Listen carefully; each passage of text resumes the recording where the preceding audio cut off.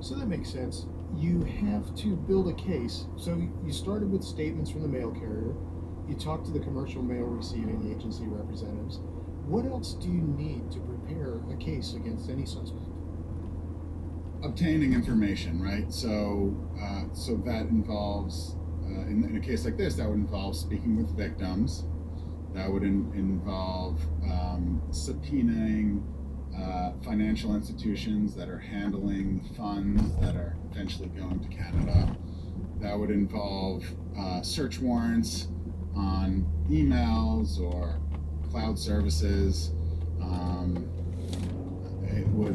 It would involve requesting assistance from international authorities and speaking with other law enforcement. So the search warrants, the collaboration with the other agencies and stuff. What did you learn about the case from that? This wasn't a case that would be difficult to prove that there was something criminal going on, because it was so apparent that this hair wasn't actually being tested.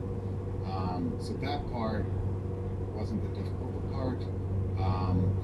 What we had to do was get a better grasp of the size of the fraud and the number of victims and the amount of money.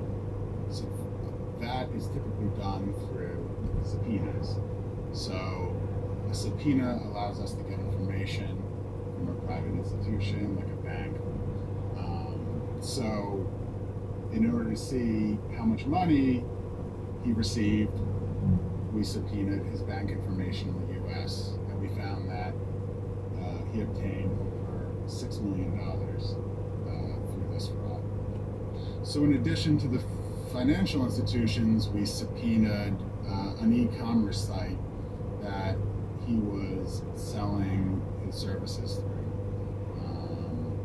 And the information received from the e-commerce site showed us the number of victims, and the number of victims here in the U.S.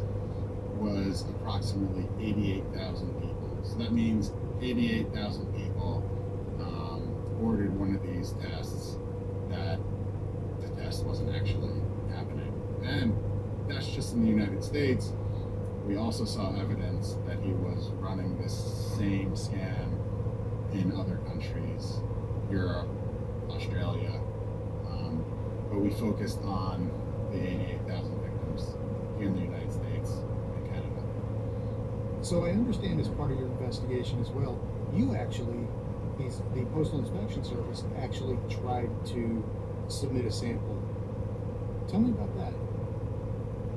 Sure. So, even though the evidence was very strong, we worked with the local police in Hyde Park to submit a hair sample from a Barbie doll, knowing that if anything came back, we'd be able to easily prove that there was no actual testing going on. So, along with the Hyde Park police, we sent a hair sample from the Barbie doll, and I believe it came back allergic to a number of things, and great evidence, of course, for a future case.